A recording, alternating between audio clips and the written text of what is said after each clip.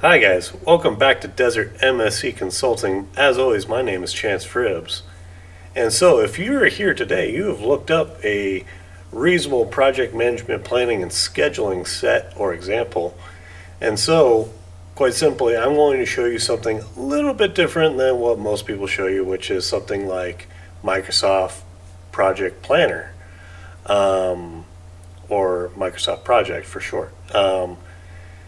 And that just develops a Gantt chart for you. You can assign people's tasks and uh, do some very interesting things in there, such as restraints and stuff like that. But it can be very unwieldy, can be very difficult to learn. Um, Quite simply, I use it because I've spent a heck of a lot of time on it, but I thought I would show you another template that would probably help you in getting just off the ground before you have to deep dive down into Microsoft Project, or maybe your company can't afford Microsoft Project since it's a separate application generally. Okay, so, all right. So here on the screen, I have up a time schedule example template.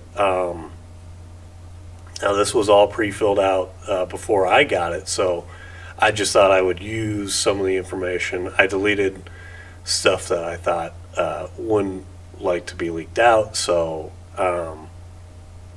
if I didn't get everything, don't sue me. Uh, anyway, so as you can see, you could have here you have activity ID. So your activity ID, you could generally associate this with companies that have time card requirements for you have to put in specific time IDs and charge specific groups. So that's great for activity IDs to put in. Location would be somewhere that needs to get done. Let's say it's just at somebody's desk, I would just put their desk ID.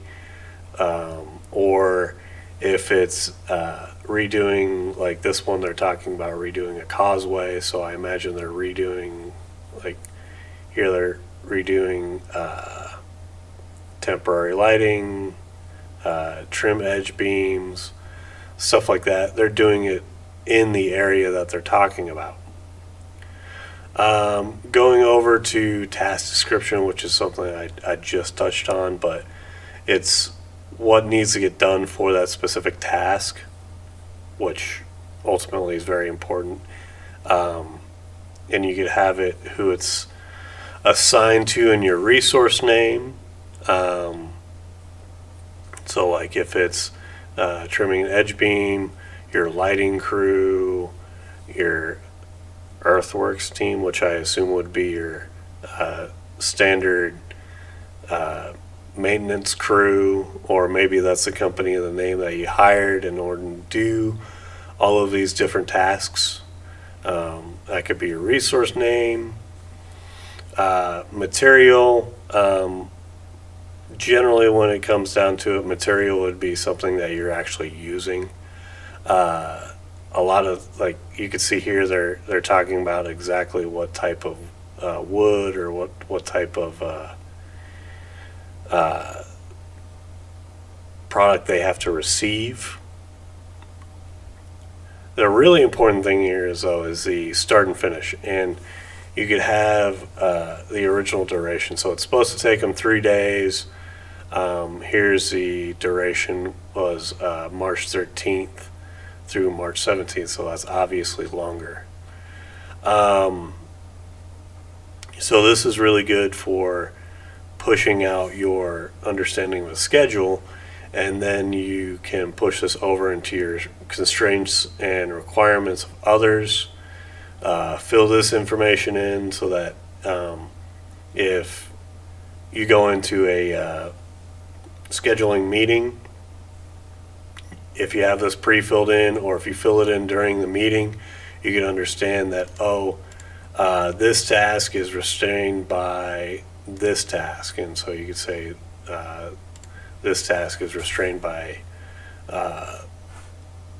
activity ID such and such. And so they know that they can't start until that activity's done.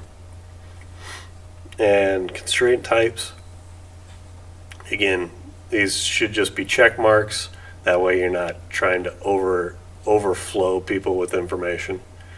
Then lastly is a 5-a-week look ahead. So this is where you're trying to allocate the time for people. So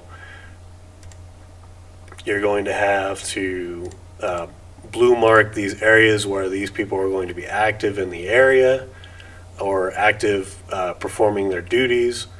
And again, you only want to do 5 weeks ahead. That way you can, so with a 5-a-week look ahead, you can see how things flow out from your activities. So again, this is a very rudimentary, very low class scheduling and planning setup, and so that you can get all your tasks down, look 5 weeks ahead, be able to schedule out any constraints, any requirements that need to get done, try to group your constraints and your flow out tasks by each group. So if you have a group that has dependent tasks later on compared to early on, try to get those in the same group, then break each group out associating by that. In a lot of cases, you're not going to have a whole heck of a lot of groups. This one has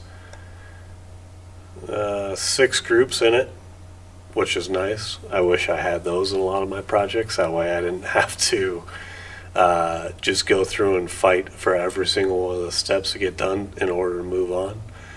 But again, I'm trying to just show you an example. And if you wanted to take this example and recreate it, that's fine.